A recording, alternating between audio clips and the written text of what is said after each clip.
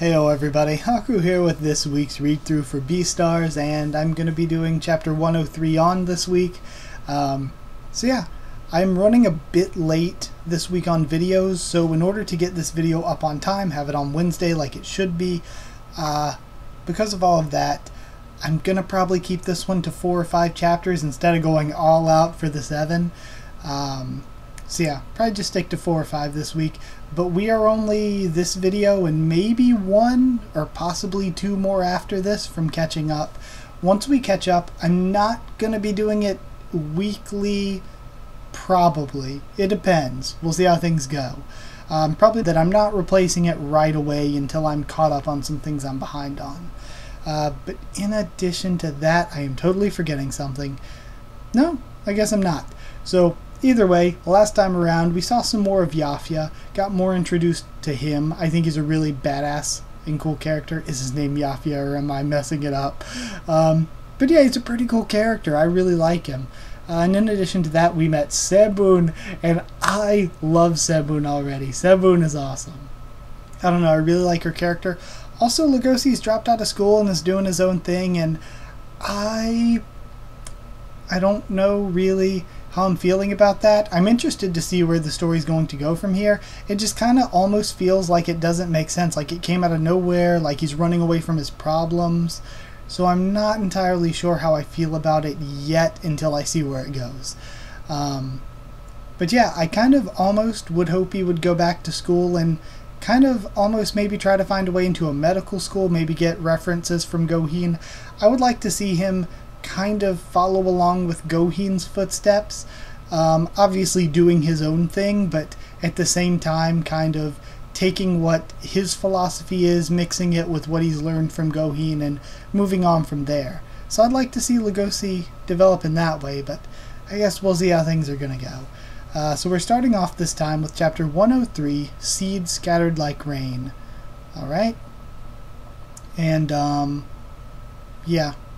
I for some reason I'm blanking out. But chapter 103, Seeds Scattered Like Rain. Say, Yafia-san, what do you like about me?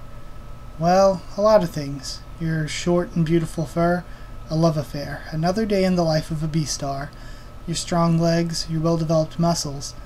And that beautiful way you walk and run. Hold on a minute. How does that make me different from any other horse? Same species love is the symbol of peace. Thank you for your time. Take care, all right. A horse and a horse. Same species love.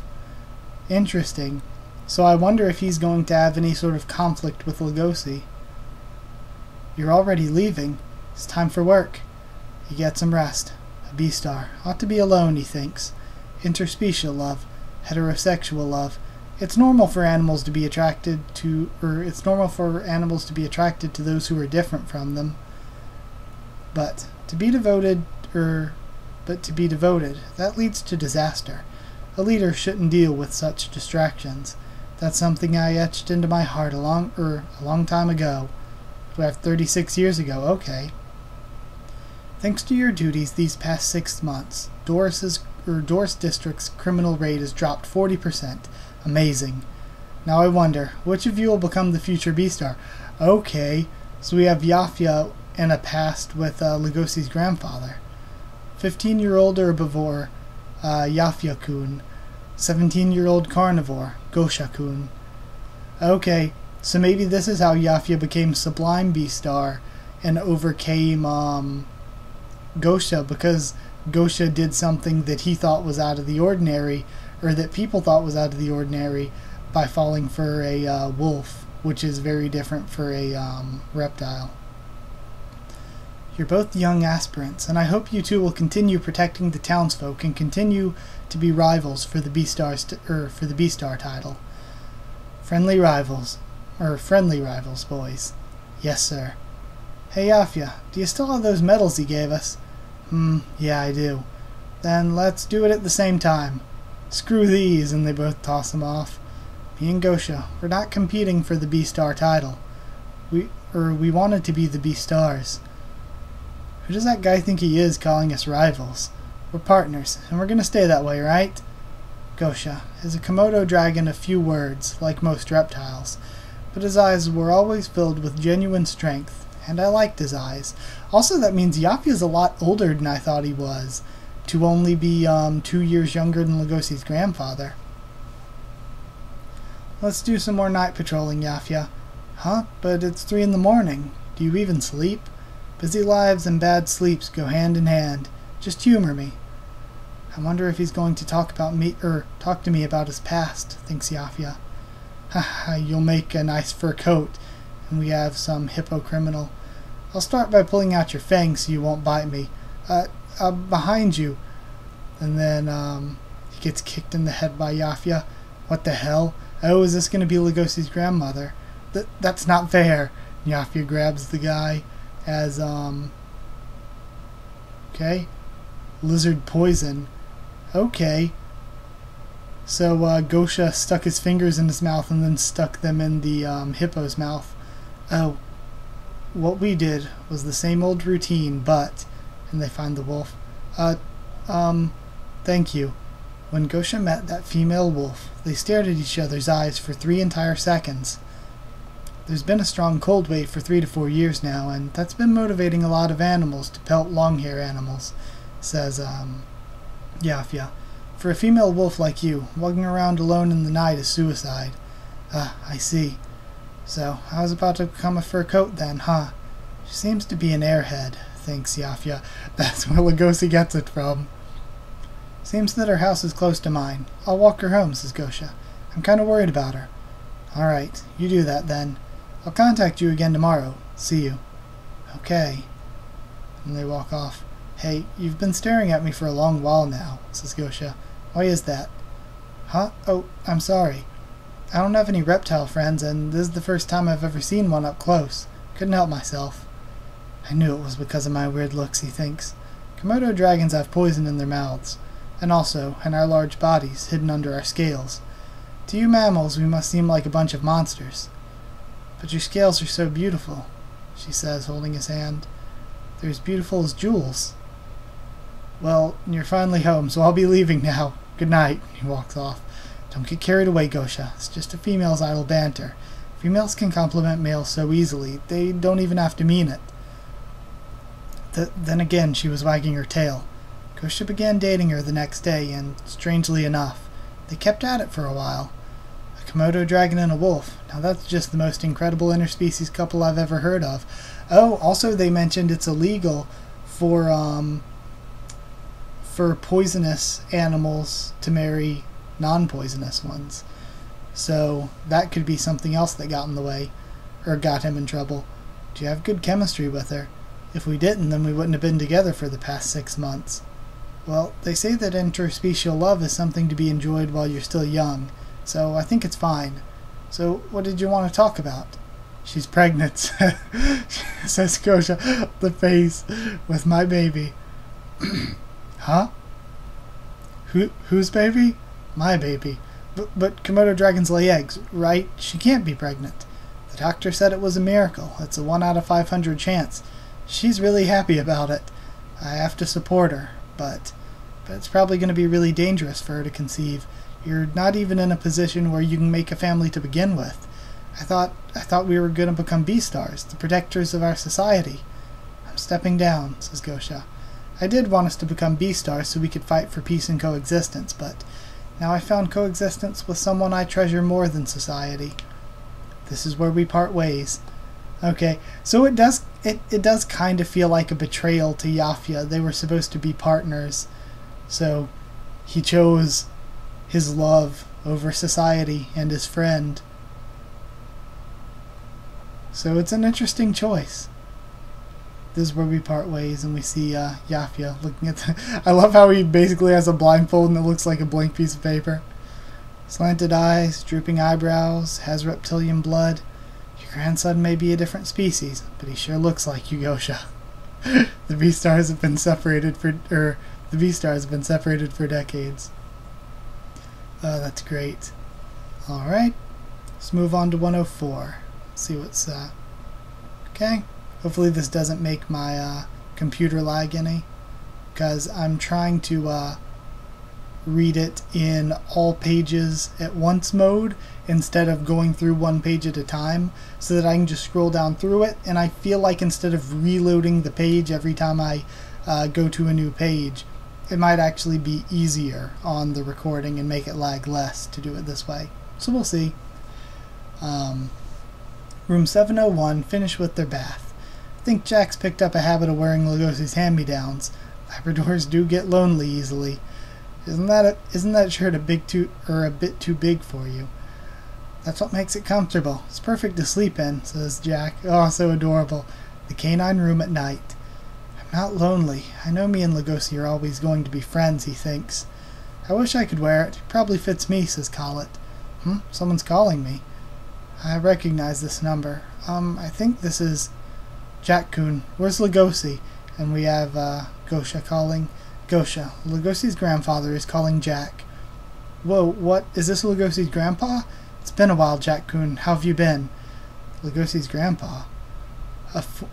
Chapter 104, A Lethal Dose of Love, marmalade flavored. He's probably going to go kick his ass and tell him to go back to school. It's been such a long time. How have you been, sir? Oh, good. I've been doing fine myself. And he's air bowing on the phone. Jack's got some incredible social ability. Says, well, I guess that's Collet. I don't think it's the Fennec Fox one, whose name I forget. Labradors. Kind of reminds me of my dorm, and I think those two were... One of them, he's not Mugino, is he? I think it is Mugino. And then Mugino and something else. I always forget all their names. I know it's strange for me to tell you this, but your school refunded the money I sent them for Lugosi's yearly tuition. They're telling me that he dropped out. What's that all about? He sounds just like Lugosi. Thanks, Jack. I thought you already knew. I'm pretty sure he needed a family member's signature to drop out, so... I see. So even when he's dropping out of school, he doesn't need my signature. It's a Komodo dragon's sad fate. Society won't recognize me and Lugosi as grandfather and grandson. Oh, because he probably wasn't able to actually really marry his grandmother because of everything. Oh, right, marriage with poisonous animals is illegal, so their names aren't in the family register, Jack thinks. I'm sorry, I should have thought before I said that. Alright, and now we have the family tree in his head. Alright, complicated family tree. Oh, don't worry, as far as the school's concerned, I'm just a container of tuition money in the form of an old animal. But there's no doubt that we're related by blood. Lugosi's my one and only grandson. I worry for him. Sir, Lugosi isn't the type of animal who acts without thinking. I'm sure he dropped out of school because of something important. I wonder if the grandmother is still alive, or maybe she ended up dying in childbirth because she gave birth to a mixed kid. We know that the mom is dead, but I wonder if the grandmother's still alive. I think now's the perfect time for you to talk to Lugosi again, sir, says Jack. Alright. I can tell you where he is. Oh, this could be good. Now we see a udon noodle shop. Good grief. Order number 5, the Kitsune Udon. Still not finished? Right.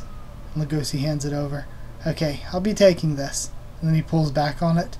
Sorry about this. I'll take this one. You take the next one, please. What? Haha, you're so innocent, Lugosi-kun. Getting so nervous after you touched my hand a little. You sure know how to make an old lady happy. My first part-time job, he thinks. Okay. So that's why I was saying that. I familiarize myself with this social environment, and we see him at the interview with the manager, who's an owl.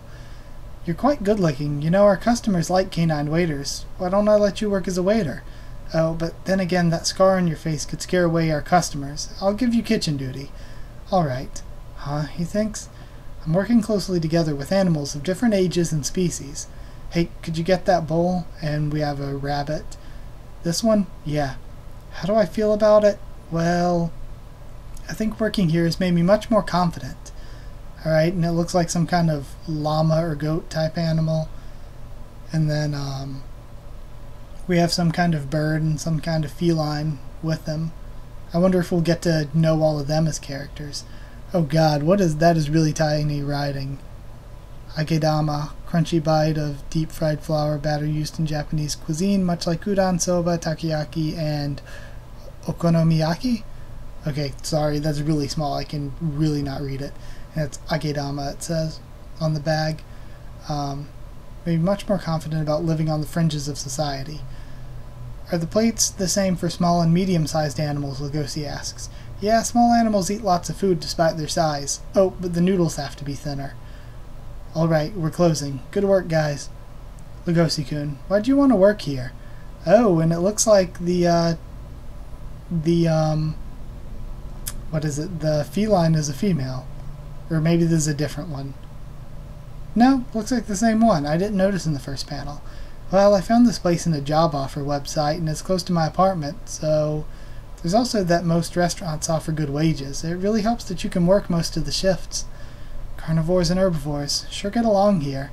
Haha, that's normal. We're adults. We'll be going ahead. Bye. And we see the goat, yeah, they have small horns, so I'm assuming they're a goat. The goat and the rabbit leaving. Bye, says the feline. And then that's probably going to be all the carnivores left. Now, let's take another trip to the back alley market and throw you a welcome party. Okay, what? You're hurting my shoulder. African lion, Mika, age 42. I'll take you to my favorite meat restaurant. Barn Owl, Sunaga, age 35. Stoat Donson, age 19. Raccoon Thomas, age 19. Yeah, Udon Noodle Shop, Bebe's Carnivores. Wait, I can't go to the back alley market. Huh? Alright, you're only 17. You haven't been there before? But you know what kind of place it is, right? That's not what I meant. Okay? I think Sunaga and Mika, I should at least try to get their names down, because they seem more important. Sunaga and Mika, okay. You haven't been there before? But you know what kind of place it is, right? That's not what I mean. We've been working alongside herbivores this whole day. How can you even think about going to the back alley market to eat meat? We were thinking about you, Lugosi-kun. Really. We're carnivores, so we know what you're dealing with.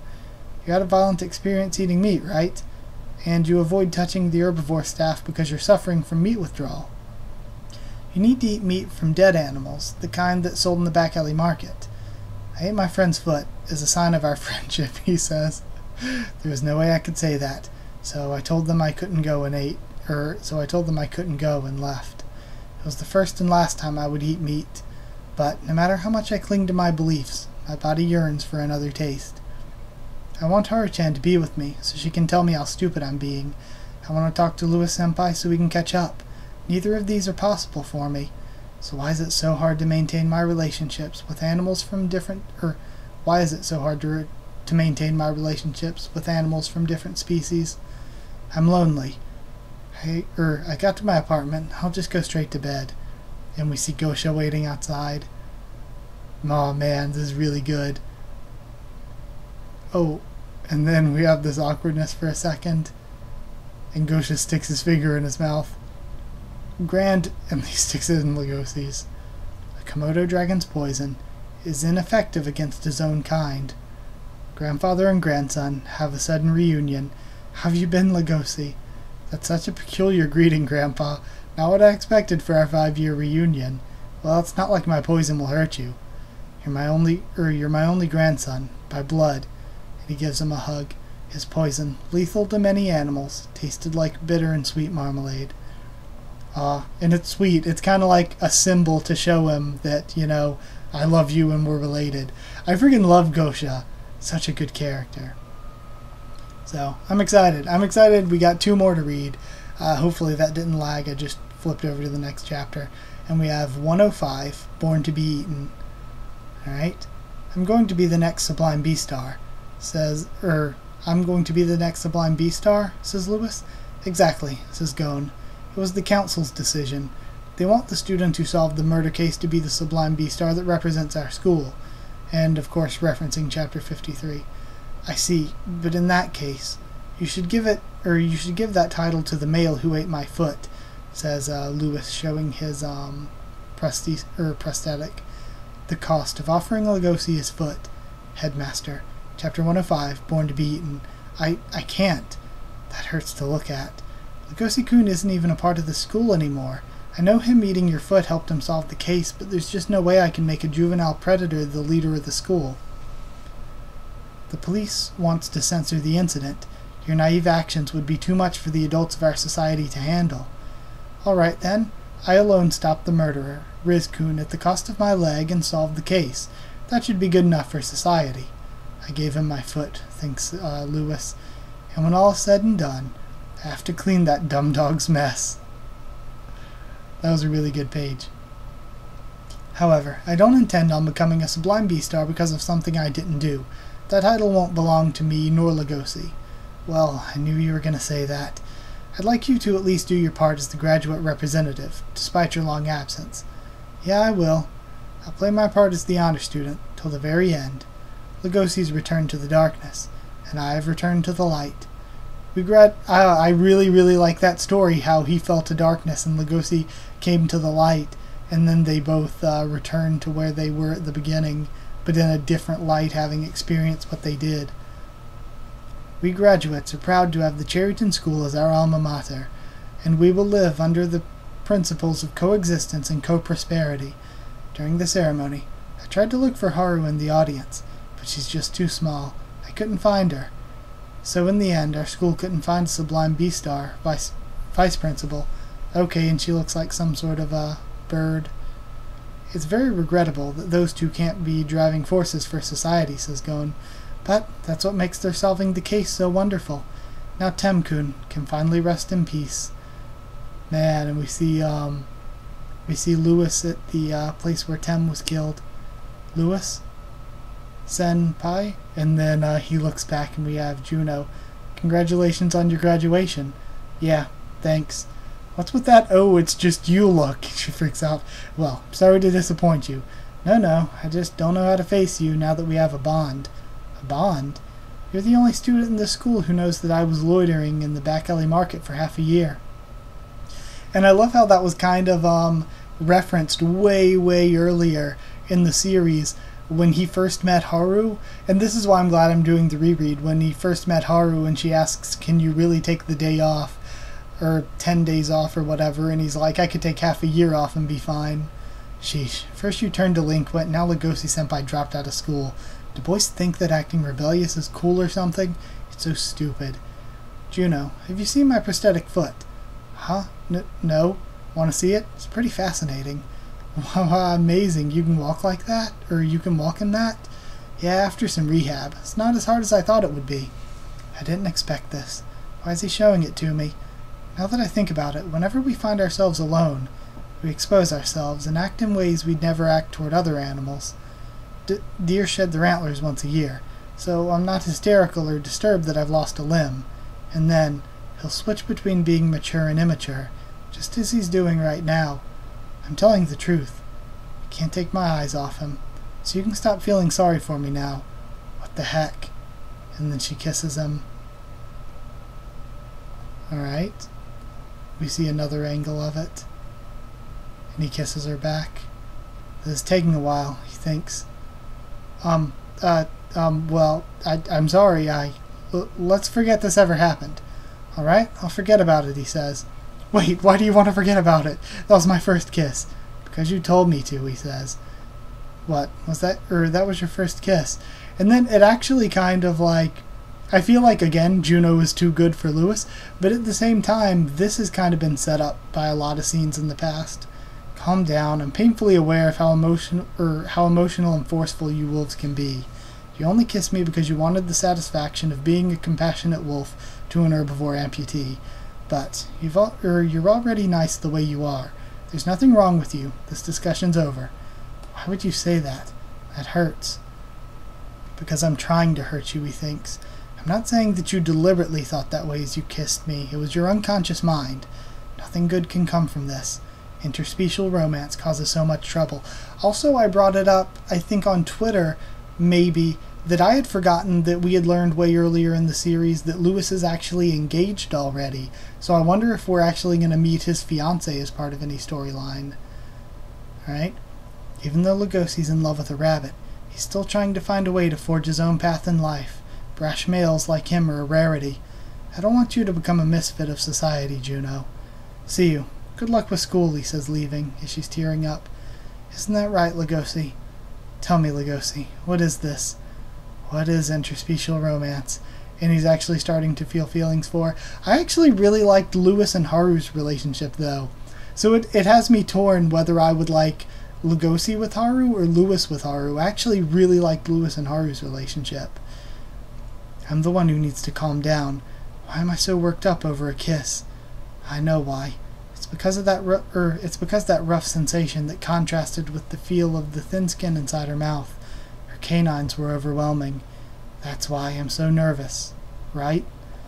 So I like this. Their relationship has been set up and hinted at in the past, but I just kind of want him to talk to Haru again. I felt like he and Haru had a really interesting relationship from their backstory. But either way, getting to the last chapter we're reading this time around with chapter 106, Scales that Reflect the Light of the Moon.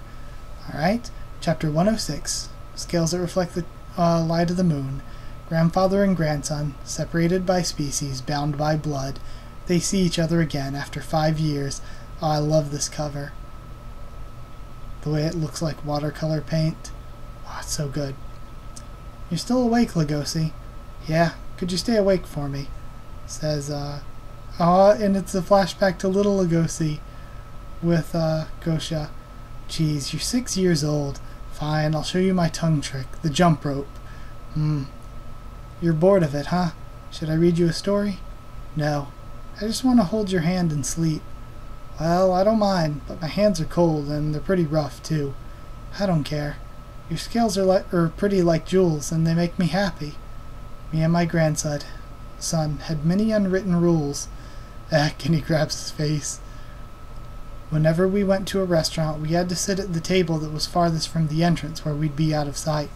If I wanted to eat, then I would have to bring my own silverware and straw. And we were forbidden from going into public baths and pools and other leisure facilities. It's all because I'm a Komodo dragon. My poisonous attributes make me a target for discrimination. I love these flashbacks. This family is so pure and wholesome. This seat should be fine, says Legoshi. There are plenty of seats around. No reason to sit so far in the back. Hey, Legoshi, has our 5-year separation made you forget our rules, he thinks. Yeah, but I always thought it was strange that you'd insist on sitting in those dark tables, even though you hadn't done anything wrong. Alrighty then, he says. Can I see the menu? Says Legoshi, asking the waitress. Sure. He looks at small animals eye to eye. He hides his nails, which is basic carnivore etiquette. It's been getting hotter lately, he says. He even talks about the weather. I take my eyes off my grandson for a little while, and he's already grown up so fast. And then both of them look out the window. Is it my fault? Says Gosha. What? I love this too, because he's somewhat like Legoshi, but he's also just this pure, wholesome grandfather. You're dropping out of school, and that big disfiguring scar on your face. Is it my fault that you've turned into a delinquent? What? No, I'm sorry I never told you that I dropped out, by the way. I took care of you when your mother couldn't, so it must be my fault. I can't imagine anyone else being responsible. I'm the one who exposed you to discrimination. It makes sense that you'd want to rebel from this society. But I know pacifism. You were always teaching me about it, says Legoshi. You were always smiling when I was with you. There was never a time when I felt sorry for our circumstances, Grandpa. Here's the menu. I see. Well, yeah, I was very stubborn about pacifism. Well, hold on, are those reading glasses? Welcome. That's right, I'm turning 54 this year. Oh, well, you're still younger than most grandpas. I'm not young anymore. Alright, I'll be treating you just like old times. I'll order you some fries. You still like them, right? I do remember liking them a lot when I was little, but now I think they're just normal. Yeah, I do. This is okay. I don't need to have a special talk with him. On his tail's wagging. I'll just enjoy my time with him, just like old times. Hey. Why is a toxic lizard sitting at one of the good tables? Says some passing chicken. It's a full house, old-timer. You ought to get out of here before you turn this restaurant into a gas chamber. And Legoshi's smile turns angry. What? Let's move. Legoshi. Hey, Legoshi. And he's standing up. I don't think I heard you right. Because it sounds like you just said that dragons emit poison gas. Are you serious? What? Don't get smart with me, you little pup. You want to fight? Sure. Why not? He's gone full on. He's gone full on delinquent. I just want to hold your hand and sleep. I always thought of him like this. Lugosi! Poor Gosha. Excuse me, we've other customers in the restaurant, you see. And the staff is walking up. You're going to have to wait in line, okay? You're lucky the owner's a reptile. What a shitty restaurant. Well, well. Lugosi, you... I'm disappointed in you. You really have turned into a delinquent. You acted like a thug back there. Sorry, hang on, let me get some water. My voice is going.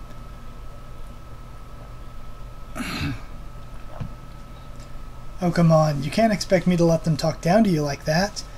I'm 17. I refuse to be a spectator like how I was when I was a little kid. You're still a little kid. Don't be presumptuous. I've suffered discrimination for 54 years. I'm used to it. You just have to let it slide. Did you learn nothing about the meaning of pacifism? And we hear this flapping.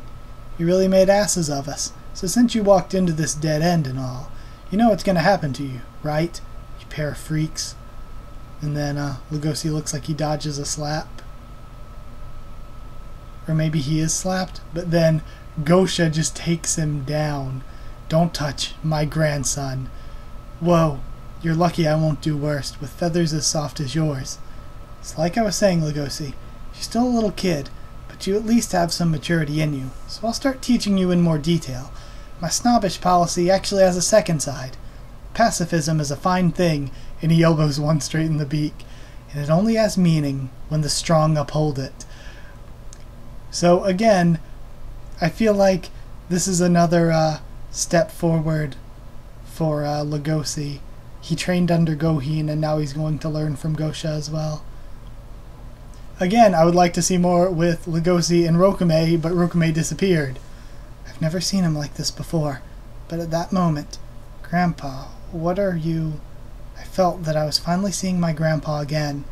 I'll tell you after we're done dealing with these punks. You could help me if you want. They see each other not as grandfather and grandson, but as fellow males. Alright, I like this. I really like Gosha. I like Gosha. I'm interested in the romance with Juno, and I guess I'm just being a bit salty because I don't really like Juno and Lewis as a couple that much, but it is totally developed and well written. I don't personally like it that much. I really liked Lewis and Haru's relationship, so I kind of wanted to see them overcome his, like, marriage thing. So, yeah, I don't know. I don't know how I'm feeling. I guess we'll see where it goes. But I loved these. I loved Gosha's story. I am so in for him and Lugosi's family. So I'm excited to read more in the future. But I'm going to end it here. It's a bit shorter this week. But like I said, I'm trying to just get it out on time because I'm running a bit behind. But that's it. Thank you so much for watching. Like if you did like the video, and comment down there too. Tell me what you thought of these chapters, what you thought of my first thoughts and reactions. Subscribe for more Beastars and more. Like I said, I'm not replacing Beastars right away, but once I catch up, I'll probably let a few weeks pass and then do long videos like this rather than read week to week. But we'll see how things go. I might change my mind on that, or you all might be able to change my mind on that. But yeah, like, comment, subscribe, follow on Twitter if you want. I can try to keep you updated there and stuff for the channel or talk to you there. And if you want a link to our Discord server to talk to me or more of us on Discord, just ask and I can give you a link. It's free and open for anyone. So that's it. Thank you once again for watching, and I'll see you all next time.